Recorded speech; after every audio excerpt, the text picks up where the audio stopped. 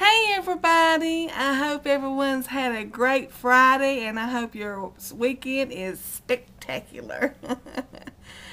Well, a lot has happened to me this week. I was supposed to have my surgery next Wednesday, but they called me on Monday or Tuesday and asked me if I would mind coming in this past Wednesday, and of course I said, yeah, I'll be there.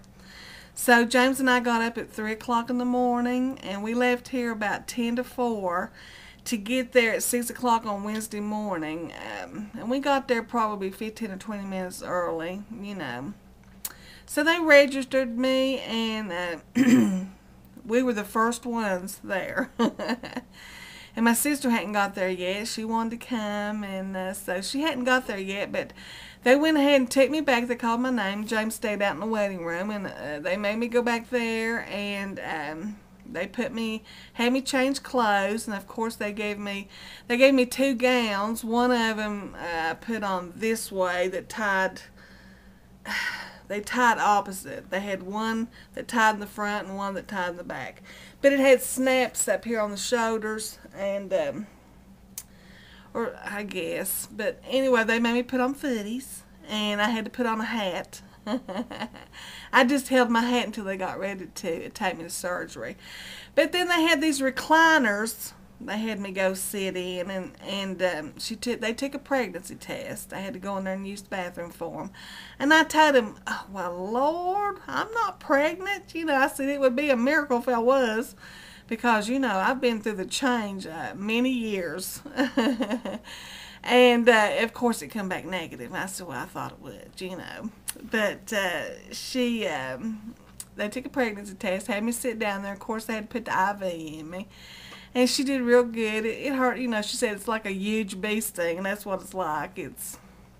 But she did good, and so I reclined back in that chair and was all relaxed, and James and Paula, my sister, come in, and they got I didn't know my sister was there yet, but she come in with James. They went out and got him. And so they got to sit with me for about 5 minutes. Well, the anesthesiologist come in and introduced himself to me. And asked me if I was allergic to this, that, and the other thing. They ask you a bunch of questions. And so he took care of me and, asked what he needed to know, if I was allergic to anything, how my last, I had one surgery prior to this, if I had any reaction to it, and I said no. And so I see my doctor come in, my surgeon, and he come over and I introduced him to James and my sister. And he said, okay, it's just going to be a little bit, So, anyway, they stayed 2 or 3 more minutes.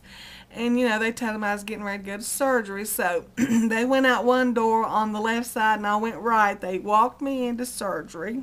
And I had my hat on. I said, I guess you want to put this hat on, don't you? She said, yeah. And they had a thermometer, a big old black thermometer thing on my forehead. I was very pretty. Oh, there's a phone call. I'm not answering it. But anyway, so they walked me into surgery, and that operating room, it shocked me to death. One whole wall on the operating room was windows, and they had curtains there, but they were all wide open. The curtains were wide open from floor to ceiling now. And we were on the 2nd floor, and there was construction and stuff going out there outside the window.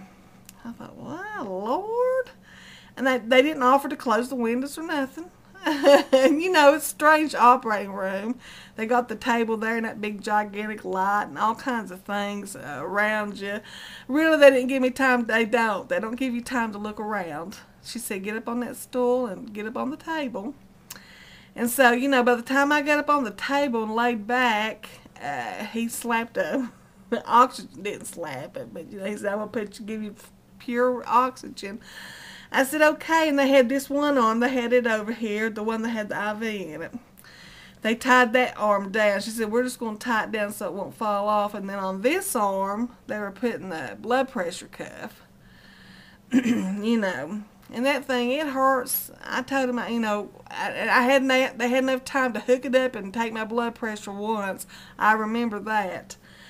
And I said, yeah, that thing hurts. He said, yeah, it'll get used to your arm and, your pressure and, So he kept that mask on me, and he said, "I'm gonna give you something to put you to sleep." And I said, "All right, night night," and that's it. I don't remember a thing. Next thing I remember is they were saying my name. "You're out of surgery. Wake up, wake up."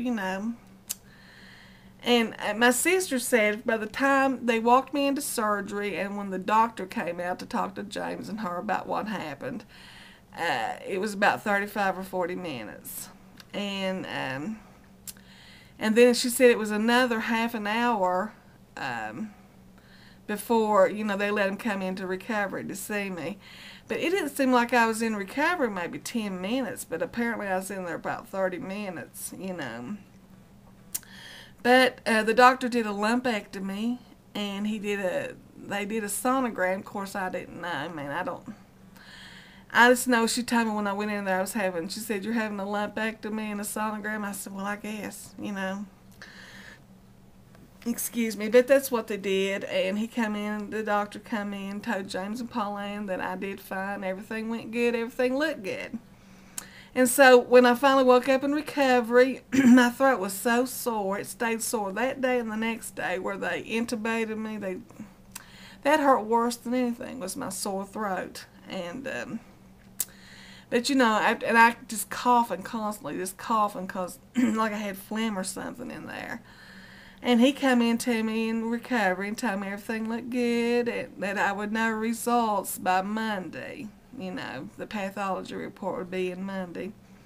So anyway, they got me up and walked me to another recliner. And Paul and James and Troy, as Paul's husband, came in, and they took my IV out and gave me a cracker and I told her I want water. And honey, I sat there just for a little bit, and I was ready to go home. I just wanted to go home. And James and I got home at 12:30, and we stopped a couple places. We stopped at a drive-in. James got some hot dogs, and just to get enough eats to come home, not have to worry about it that day. And that's what he wanted, hot dogs. I didn't care. I said, "Honey, just get me home." You know what I mean? So I come home, and I probably slept about 7 hours. I slept on and off all that night, and the next day I slept. I guess your body's in a little bit of shock or trauma or something, because I slept pretty good for 2 days. But then last night I didn't sleep a lick, so I'm back to my old self. You know what I mean? And my breast, they told me that I had to wait 48 hours to take my bandage off and to take a shower. And oh my Lord, I just couldn't wait to get in the shower. Because I know hospitals are supposed to be clean, but they're probably not. Probably the dirtiest places in the world. And I just couldn't wait to get the hospital off of me. You know what I mean? I just couldn't wait. So I jumped in the shower. First thing this morning when I got up, I jumped in the shower and took that bandage off and jumped in the shower. And I've got a big old hole, like indention in my breast. And it's pretty swollen, but it looks okay. It's sore, you know what I mean? But I'm doing fine. I'm doing, like I said, my throat hurt me the first 2 days. It hurt me worse than anything. And then my breast, where it's swollen a little bit and that bandage on there was pulling, that aggravated me. But, nothing you couldn't tolerate, But I was certainly glad to get that bandage off of there. And I can't really tell how big the incision is. It's a lot bigger than the biopsy incision. And like I said, I've got a big indention there, that I'm sure that I'll fill in eventually. I don't care. I want it out of there, what was in there.